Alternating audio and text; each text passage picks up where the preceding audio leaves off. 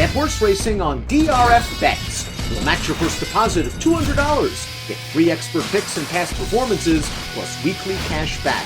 All from Daily Racing Form, the most trusted name in horse racing.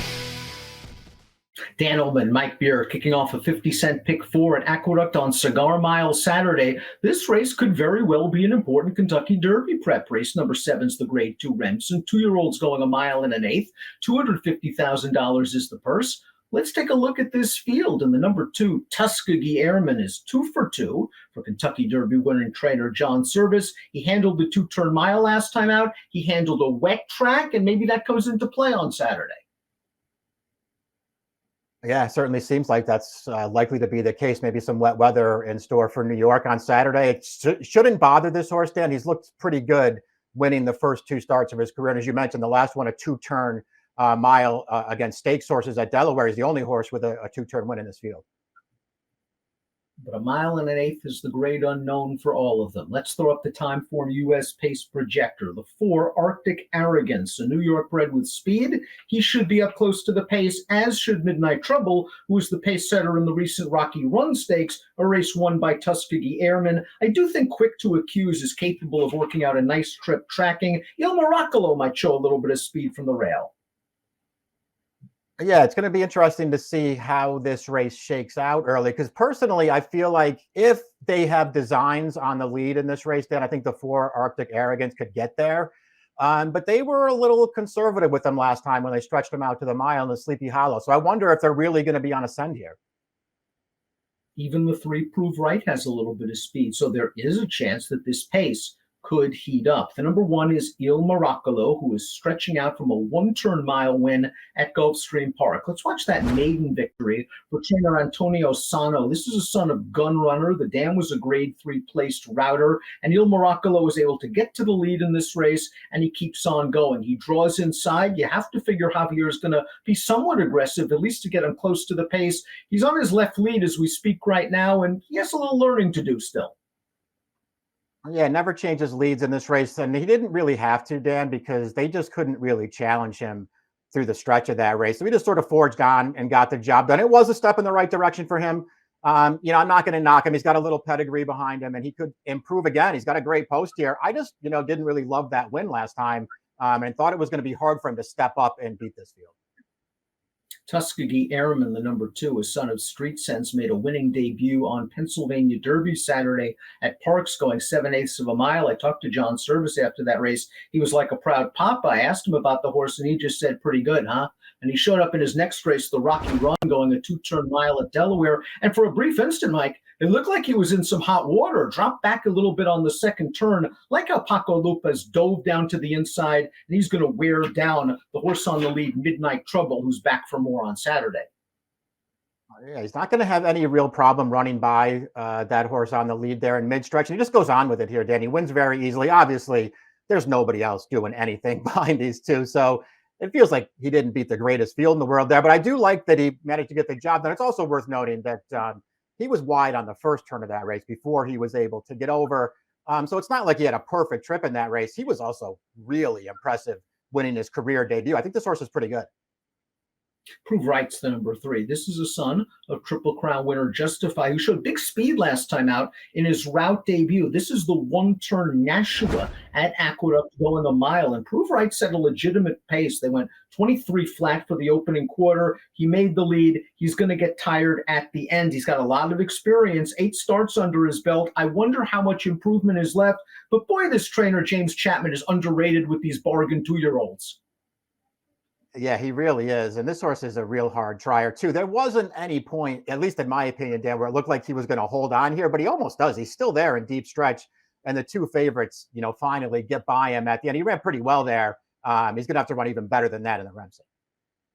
Up next is the New York bred. The number 4, Arctic Arrogance, will be facing open horses for the first time as he goes 2 turns. I like the gradual incremental improvement in distance from 3/4 of a mile to 7/8 to this race, the 1-turn mile Sleepy Hollow at Aqueduct for Linda Rice. Now, Arctic Arrogance was part of a contested pace, but they weren't going fast, almost 48 to the half. And as Mike alluded to earlier, Jose Lezcano was extremely patient, didn't really ask Arctic Arrogance to run until the 3/16 pole. and here he is finishing up very nicely, a son of Frosted. Yeah, exactly. I think their plan sort of worked to perfection here, because you could see when they got to about the 3/16 pole, he still had plenty in hand there. Once they shook him up, he settled that race very quickly. And I really think that could be key to this horse, because he was really fast in his career debut winning. He got hooked up on a contested pace when he lost the Bonguard, but ran really well that day. And they just sort of were a little more conservative last time. It worked. This horse has a lot of ability. Midnight Trouble is up next. We saw him run second to Tuskegee Airman in the Rocky Run. He did have to deal with another horse in the early portion of that race. It's not like they were blazing, but there was a horse on his outside pushing him for the first 6 furlongs or so. He eventually got the better of that horse, and then you saw Tuskegee Airman come through on the inside. I think there have to be some distance concerns for this son of Midnight Luke. From a speed figure standpoint, he's not too far off the main contenders. He's really not. He does feel like he's getting better with every start. To me, it's still, kind of hard to take him out of that Rocky Run last time, Dan, because I feel like he had a real chance to beat Tuskegee Airman in that race. And he just wasn't really good enough. And he wasn't even really close to good enough at the end of that race. And I didn't see why it would be different in here, especially with some other speeds signed on this time. Quick to Accuse is up next. Now, we saw Quick to Accuse run second to Arctic Arrogance in that Sleepy Hollow, but perhaps this horse was compromised a bit by the way the race was run. He kind of had to mid-move into that slow pace, and then he ended up finishing second. A lot of folks in New York are going to be cheering for this horse. He's a half to the old favorite, Mr. Buff. Yeah, and because he has that kind of pedigree, you sort of expect him to really appreciate added distance, Dan. That's Mr. Buff. 1.125 over the Aqueduct main track. He didn't like anything better than that. So maybe his little brother will be, kind of the same, and he'll take a step forward here. He ran fine last time. He also looked pretty good, I guess, breaking his maiden the first time they went the mile with him, Dan. But that was such a weak race where he just had no trouble making the lead, never faced a challenge. Nobody did anything behind him. I thought it was pretty hard to judge him off of the maiden win, and I just felt like he ran okay last time without a real excuse. WNL to me is really the X factor in this race. He made his debut in a very salty 7/8 of a mile maiden at Saratoga. It was a race won by Instant Coffee, who just won a graded stakes race at Churchill Downs last week. I think this was the Danny Gargan trainee, Mike, that was working with Tax, that hard, battle-hardened older millionaire leading up to his debut, and he was far from embarrassed in that race. He came back with blinkers in a weaker off-turf maiden special over a sloppy track going the mile, and he looked good steamrolling them in the stretch. Yeah, he's going to come with a good late finish in here. He still has a lot of work to do when they turn into the stretch here, Dan, but this pace got contested in front of him.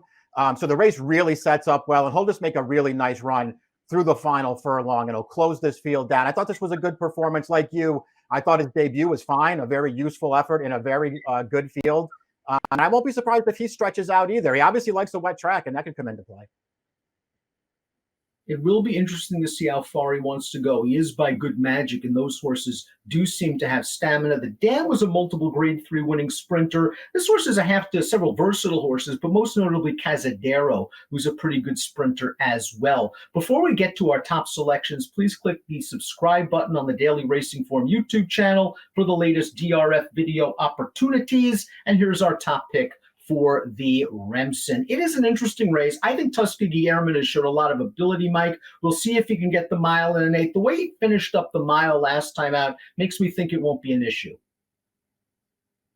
That's what I thought too, Dan. And more than anything else, I just kind of had a little trouble getting past the 2 favorites in here. The 2 and the 4, I didn't really know which one to take. And I'm just going to take the 2 from off the pace here, just because I feel like there's at least a chance this pace gets a little bit contested. I respect Tuskegee Airman. I think he's the horse to beat. Midnight Trouble was beaten by him last time out. I did think he took a little bit of the worst of it from a pace standpoint, had to deal with another horse, and then it was run down by this one. It's a big ask. I'm going a mile and an 8, especially with some other speeds, but he's got to be a price in here, and I think he's okay. Tuskegee Airman for Mike, Midnight Trouble for me. It's the Grade 2 Remsen kicking off a 50-cent pick 4 on Cigar Mile Saturday. Good luck.